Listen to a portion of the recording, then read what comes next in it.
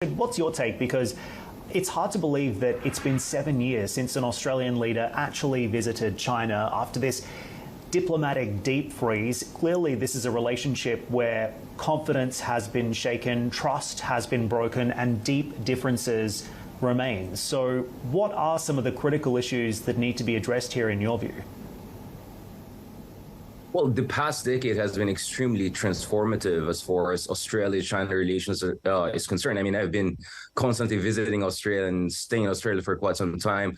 And looking at how Australia's relations with China has transformed during this period. I mean, just a decade ago, we had extremely warm and robust relationship between the two sides, especially under the Mandarin-speaking former Prime Minister Kevin Rudd. I doubt we're going to go back to those warm, cushy days, but I think there's a lot of opportunity here to at least establish some sort of guardrails in bilateral relationship and making sure that there's a floor. So this is not too different from how the Biden administration has been trying to stabilize relations with China, really escalating tensions with China. But of course, in the case of Australia, perhaps China has better hopes that it can have even a better relationship with Australia, and making sure that Australia doesn't pivot too much towards the United States or towards a containment strategy towards the Asian superpower.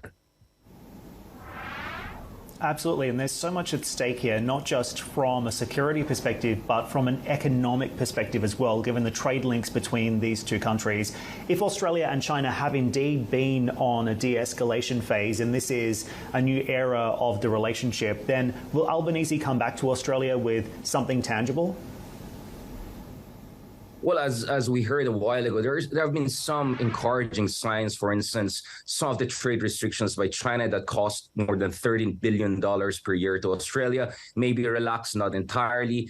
Some Australian citizens, at least one of them who was detained in China on politically motivated charges, according to Australia, has been released. So there's a hope that there'll be also a reprieve on the human rights front.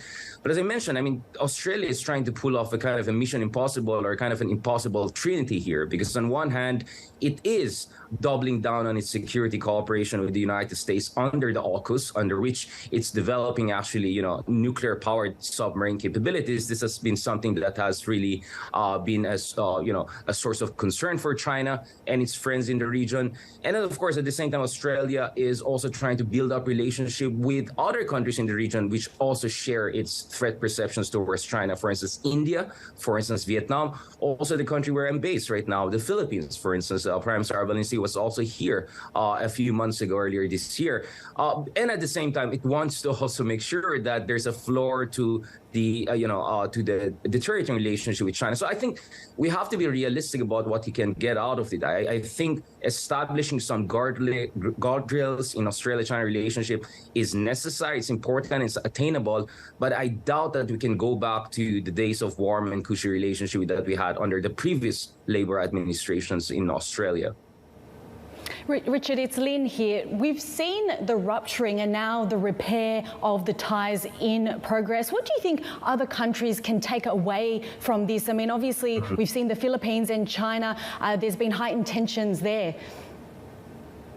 Well, it's very interesting here. So actually, I was in Taiwan just the other month, and there were conversations with the Taiwanese about how Australia serves as a gold standard for fighting China's interference operations. Of course, this was really the beginning of bilateral tensions between Australia and China when Australia began to crack down on what it believed were influence or sharp power operations by China. And then things really went off the rails when Australia pushed for investigations into the origins of COVID-19. Now, so you have countries like the Philippines and Taiwan, for instance, been looking at Australia on how to fight back against, nefarious operations by China. But at the same time, I think Australia also shows that China may strike back through economic sanctions when it feels that things are not going its way geopolitically. But we saw that this didn't have the kind of very negative impact that many were fearing. I mean, of course, tens of billions of dollars over the past few years is not a small amount, but it has not been as destructive as many expected. So that's one way of interpreting it. At the same time, Australia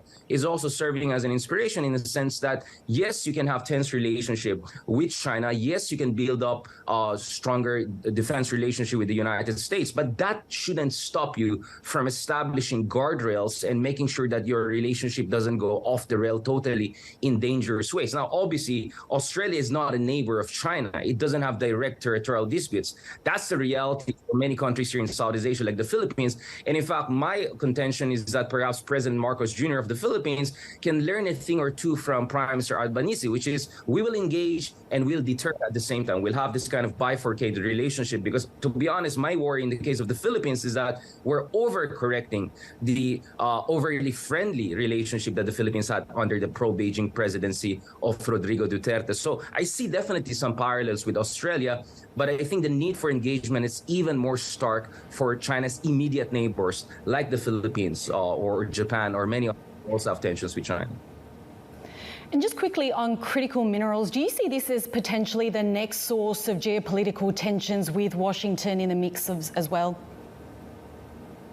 Yeah, I mean, again, this issue of critical minerals, of course, has many dimensions. On one hand, you saw China imposing restrictions on exports of certain critical minerals to the West. At the same time, of course, we know that when it comes to Australia, it has been a source of many critical inputs to China's economy. So I think there are many dimensions to this. And sometimes you could argue that China may have leverage over other countries, but you could also argue that other countries like Australia have also leverage on China, which is very dependent on coal and a lot of raw materials to run its economy. And a lot of this raw materials comes from Australia. But to be honest, in our part of the world, one of the things that is worrying us, especially in Southeast Asia, is the unintended consequences of this technological Cold War or technological Iron Curtain that is being established between the West in general and China, and the negative impacts it could have on us.